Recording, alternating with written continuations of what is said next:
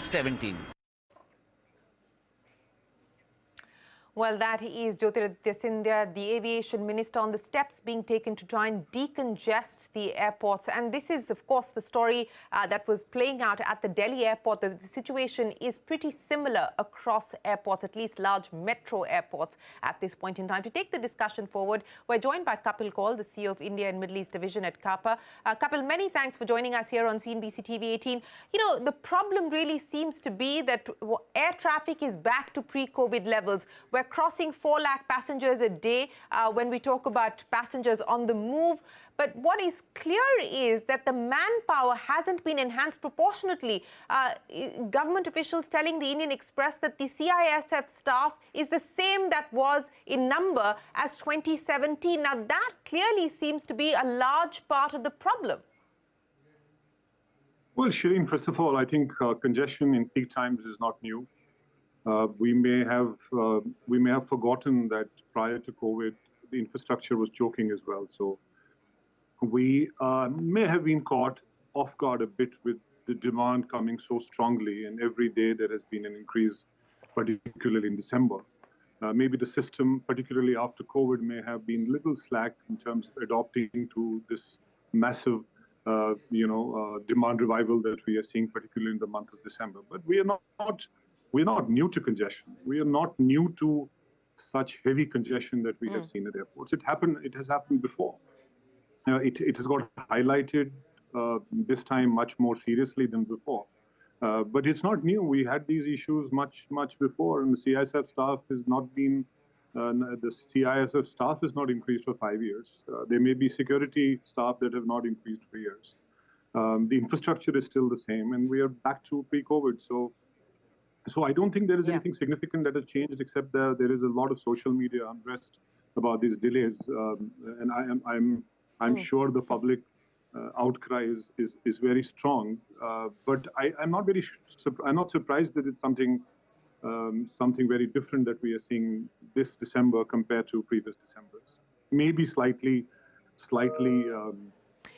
congested because of as I said, Yeah, I would have to say, Kapil, that while we may have forgotten congestion, especially through the COVID period, because, people were not flying, and even when the restrictions lifted, it was relatively sort of muted traffic. And so we are now back to pre-COVID levels in terms of traffic, and hence the congestion seems that much more visible. But, even previously, I don't remember this kind of, at least in the recent memory, this kind of waiting, this kind of, and I don't want to use this word lightly, but mismanagement. I mean, I for myself, for instance, and I did tweet to the Delhi airport as well as to the minister, because there was absolutely no one available on ground to manage the situation, whether it was entry into the airport or it was through security checks. There was no official to help intervene, guide, and say, okay, prioritize the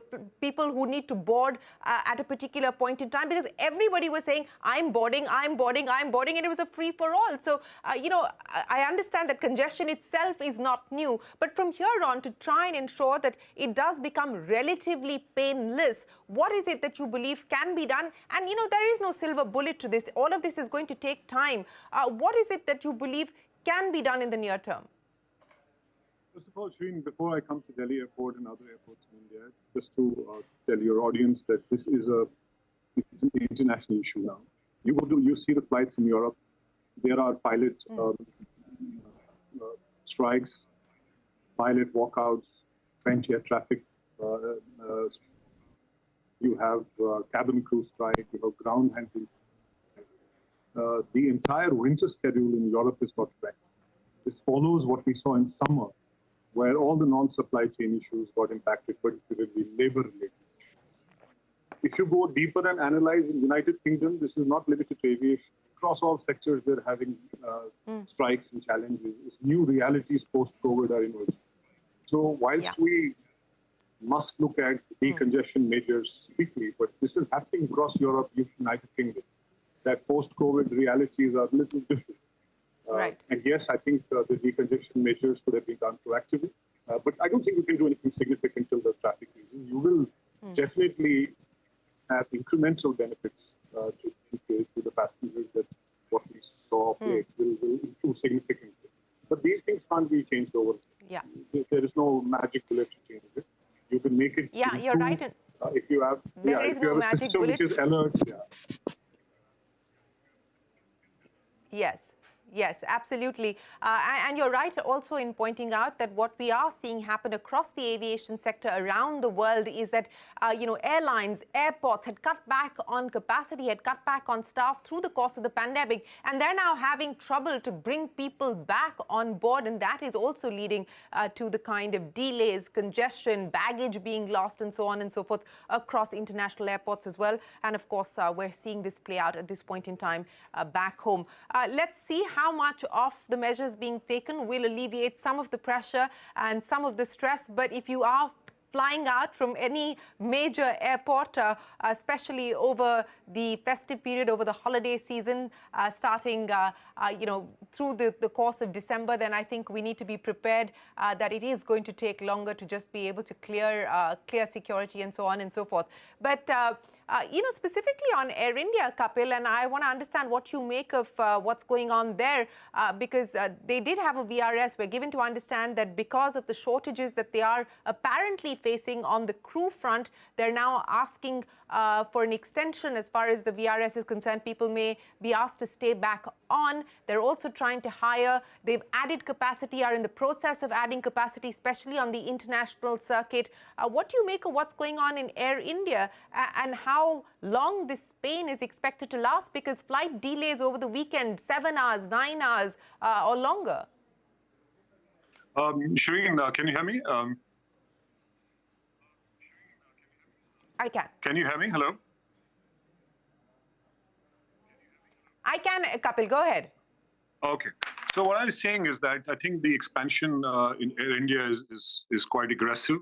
And these are the initial pain points that you would see for an organization in transition.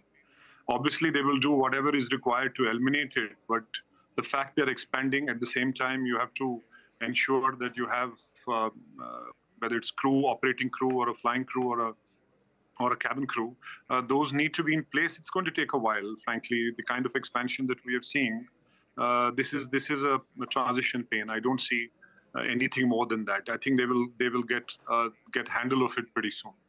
But this is a challenge whenever you are expanding. This not only for Air India, for other carriers. That I think the dynamics with respect to labor have changed. It's not very easy to get labor. Particularly what has happened during COVID. So I think this is a transition phase. Air India and other airlines have to accept it. Yes, but I would imagine that then there also needs to be some introspection and a review of airlines adding capacity without having the proportionate or the requisite manpower, because at the end of the day, it is the common citizen that ends up suffering. So perhaps, between the government, the airlines and the regulator, this is a matter that needs to be reviewed and Shireen, looked into. I must also Kapil, add right many now, thanks for joining us here. I just want to add very quickly that there is a very serious capacity shortage, both in domestic and international. We have almost about 75 to 100 aircrafts grounded, and the demand is coming back very strong. So the airlines are doing whatever is possible to make sure that they can add capacity. In planning for that capacity addition, there are bound to be challenges with respect to labor or related issues.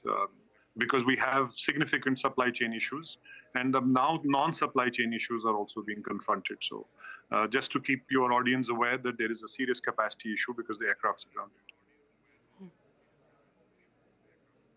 Yes, there is a serious capacity issue as well, and that further is accentuating the pain that we are seeing even as far as air traffic and air ticket prices are concerned. That's also being reflected in how much you're paying out for a ticket at this point in time. But thanks very much for that reality check, Kapil. We can only hope that things change, but we need to be measured about how quickly we can expect change at this point in time. We will head into a break, but up next, Dalmia Bharat acquires cement, clinker and power plant from JP Associates for the 5,600 crore